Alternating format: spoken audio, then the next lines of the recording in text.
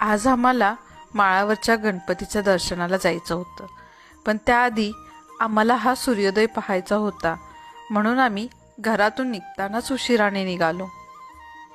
माणूस आणि निसर्गाचं नातं खूप घट्ट आहे. माणसानं किती जरी नाकारलं ना तरी माणूस निसर्गाशिवाय शून्य आहे. या सूर्याकडून एक गोष्ट शिकण्यासारखी आहे. होता होईल तेवढे देत जावे, कोणत्याही फळाची अपेक्षा न ठेवता आणि कोणताही भेदभाव न करता. उगवत्या सूर्याचं दर्शन घेऊन आम्ही पुढे निघालो.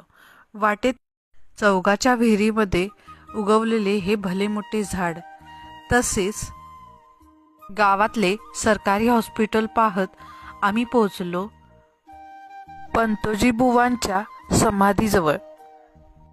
पोतलेगावच्या पाटलांचा हा मूळ पुरुष.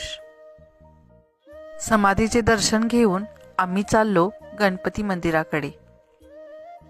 टेकडीच्या पायथ्यालाच ही छोटीशी जिल्हा परिषदची शाळा आहे. शाळेचा परिसर पाहता अजून एकदा लहान व्हावं असं वाटतं.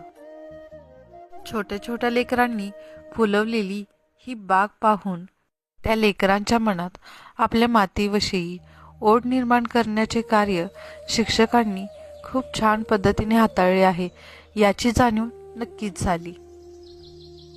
मंदिरापर्यंत जाण्यासाठी लोकवर्गणीतून अशा पद्धतीने या पायऱ्या बनवलेल्या आहेत.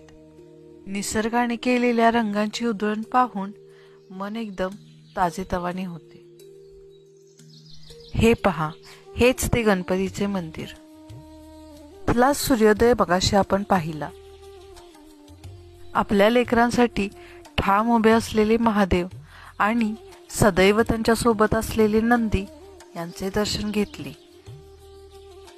मूषक महाराजांचे दर्शन घेऊन आम्ही गाभाऱ्याकडे वळलो. काळ्या पाषाणातील हेरंब गणेशाची मूर्ती खूपच लोभस आहे. देवाजवळ मनापासून जे मागाल ते मिळेल, म्हणूनच सर्वे सुखीनो भवंतु अशी प्रार्थना करून आम्ही माघारी पळलो.